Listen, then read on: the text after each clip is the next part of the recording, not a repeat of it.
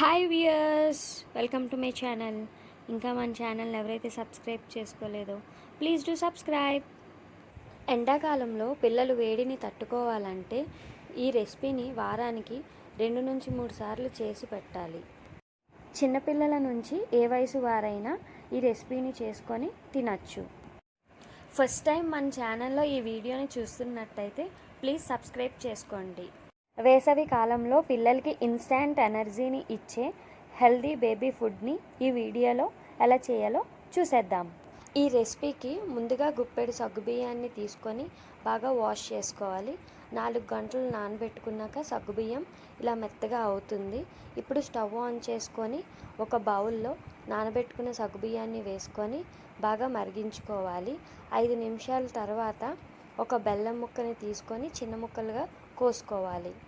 ఏ వయసు వారికైనా పంచదార కన్నా బెల్లం మనం తినే ఆహారంలో చేర్చడం మంచిది. పిల్లల ఫుడ్స్లో బెల్లం చేర్చడం వల్ల ఆరోగ్యానికి చాలా ప్రయోజనాలు ఉన్నాయి. కాబట్టి పిల్లలకి పెట్టే ఆహారాల్లో బెల్లం చేర్చడం చాలా మంచిది. ఇప్పుడు కట్ చేసుకున్న బెల్లం ముక్కల్ని సగ్గుబియ్యం నీటిలో వేసుకొని బాగా ఉడికించుకోవాలి. బెల్లం ముక్కల బదులు బెల్లం పౌడర్ అయినా వేసుకోవచ్చు. ఇప్పుడు ఈ బెల్లం అంతా కరిగే వరకు ఒక 5 నుంచి 10 నిమిషాలు బాగా ఉడికించుకోవాలి. ఈలోపు ఒక చిన్న సైజ్ క్యారెట్ని తీసుకొని దాని తొక్క తీసి తురుముకోవాలి. ఇలా తురుముకునే బదులు క్యారెట్ని చిన్న ముక్కలుగా కోసుకొని ఉడికించుకొని మిక్సీలో ప్యూరీలా చేసి సగ్గుబియ్యంలో కలపచ్చు.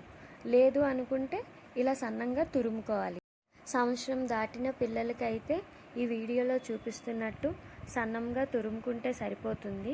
సంవత్సరంలోపు పిల్లలకైతే ప్యూరీలా చేసుకొని సగ్గుబియ్యంలో కలుపుకుంటే సరిపోతుంది. ఇప్పుడు స్టవ్ ఆన్ చేసుకొని ఒక బౌల్లో స్మాల్ గ్లాస్తోని వాటర్ వేసుకోవాలి. అందులో ఇప్పుడు మనం తురుముకున్న క్యారెట్ని వేసేసుకొని ఒక 5 నుంచి 10 నిమిషాల వరకు బాగా ఉడికించుకోవాలి. సంవత్సరంలోపు పిల్లలకి ఉప్పు వేయొద్దు. సంవత్సరం దాటిన పిల్లలకి చిన్న పడినట్టు ఉప్పు వేసుకొని మెత్తగా ఉడికించుకోవాలి. 10 నిమిషాల తర్వాత ఉడికించుకున్న క్యారెట్ తురుముని సగ్గుబియ్యం వాటర్లో వేసుకొని బాగా ఉడికించుకోవాలి. వీడియోలో చూస్తున్నట్టయితే సగ్గుబియ్యం ట్రాన్స్పరెంట్ కలర్లో ఉంది, అంటే సగ్గుబియ్యం ఉడికిపోయింది. కానీ వాటర్ అనేది ఇంకా కొంచెం దగ్గరికి అవ్వాలి. 10 నిమిషాల తర్వాత చూసినట్టయితే సగ్గుబియ్యం క్యారెట్ బాగా ఉడికిపోయింది. ఇప్పుడు స్టవ్ ఆఫ్ చేసుకొని ఒక 5 మినిట్స్ పక్కన పెట్టుకోవాలి. 5 మినిట్స్ తర్వాత ఈ కన్సిస్టెన్సీలో ఉంటుంది. ఇప్పుడు ఇందులో ఒక చిన్న గ్లాస్తో పాలు తీసుకొని వేసుకోవాలి. ఒకవేళ మీ పిల్లలకి బయట పాలు అలవాటు ఉంటే పాలు వేసుకోవచ్చు. లేదనుకుంటే నీళ్ళు వేసుకొని కొంచెం పల్చగా కలుపుకోవాలి. Healthy and tasty summer baby recipe అయితే రెడీ అయిపోయింది. ఇప్పుడు ఒక బౌల్లోకి వేసుకొని పిల్లలకి సర్వ్ చేయొచ్చు.